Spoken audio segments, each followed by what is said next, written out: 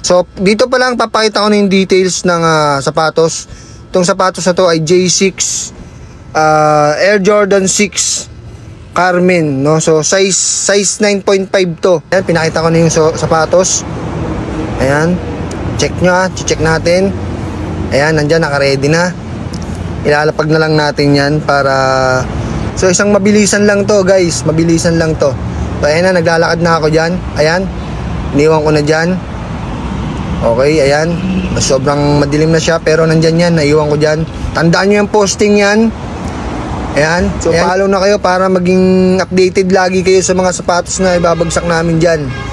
So baka kasi hindi nyo namamalayan, sa lugar na pala ninyo kami nagbababa ng mga abandoned na sapatos. So hello mga gar, so magandang gabi, no? At ito na naman yung bago nating ilalapag ngayon. So gabi tayo ngayon dahil sobrang init pag sa umaga.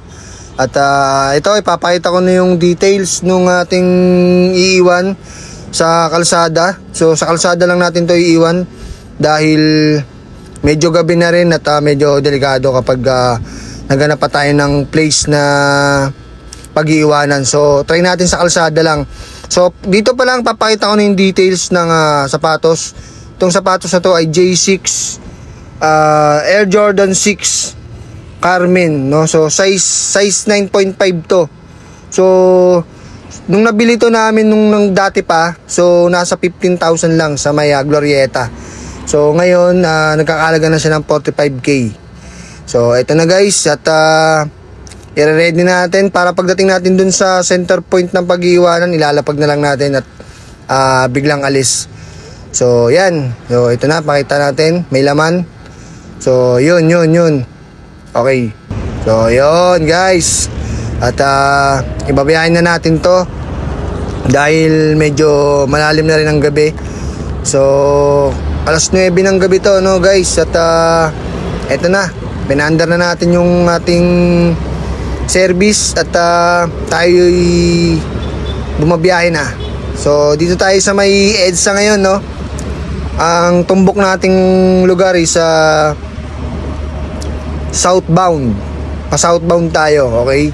So dito at bumabiyahe tayo ngayon. So medyo maganda yung presko, biyahe ngayon dahil gabi. Hindi kagaya ng pag-araw mainit tsaka matao. So ito ngayon is gabi. At ang gandang gumawa ng video pag gantong gabi dahil sobrang sarap. So guys, yung mga hindi pa pala mga nakapollow dyan, mag-follow na kayo dahil medyo marami-rami na yung nailalapag namin sa kalsada, no? At baka hindi pa kayo nakakapag-follow dyan sa page namin, so follow na kayo para maging updated lagi kayo sa mga sapatos na ibabagsak namin dyan. So baka kasi hindi nyo namamalayan, sa lugar na pala ninyo kami nagbababa ng mga abandoned na sapatos. So mga Air Jordan to, mga luxury shoes. So sayang kung hindi kayo makakakuha sa aming mga i-abandon na sapatos. At marami pa to. So follow na kayo at abang-abang kayo lagi sa video namin. So dahil sayang talaga pagka hindi kayo nakakuha ng aming mga iniwang sapatos.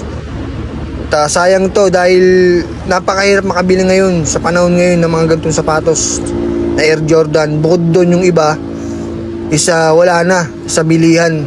At na talaga, phase out na sa bilihan yung mga ibang iniiwan namin. So bukod sa phase out, talagang mahal pa. So follow na kayo para ma-update nyo yung mga bago naming video.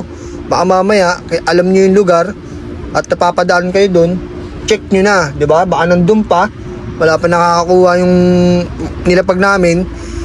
So swerte, no? So doon sa video namin to ngayon, hindi kami nag-add ngayon ng cash dahil kung sa sapatos naman hindi naman nalugi dahil sa presyo rin ng sapatos na sobrang mahal din naman. Sobrang mahal din naman talaga. Kahit second hand, mga 3,000 pa yan or 4,000. So yun, dito medyo may naiisparan ako dito na medyo tahimik, no? So yan, dito na nga tayo. iniwan na natin siya dyan. At medyo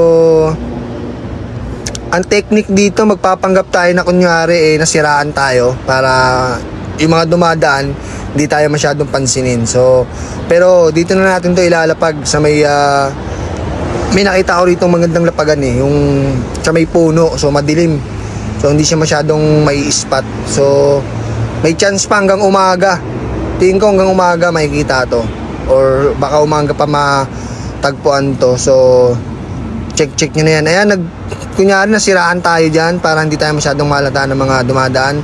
At baka may guard. Ayan, pinakita ko na yung sapatos. Ayan, check nyo check natin. Ayan, nandyan, naka-ready na. Ilalapag na lang natin yan para walang problema. Tapos iiwan ko na kagad to. Hindi na tayo magpapantumpik-tumpik pa, no, dahil maraming dumadaan. At saka mamaya may dumaan tapos itakbo yung motor, so tayo pa nawalan. So isang mabilisan lang to, guys, mabilisan lang to. So ayan na, naglalakad na ako dyan. Ayan, iniwan ko na dyan. Okay, ayan, sobrang madilim na siya, pero nandyan yan, naiwan ko dyan. Tandaan nyo yung posting yan. Ayan, ayan yung lugar, sa may southbound, sa may college, tapat ng college yan, may college na school dyan. Ayan, check nyo na yan. So yun, hanggang dito na lang, thank you.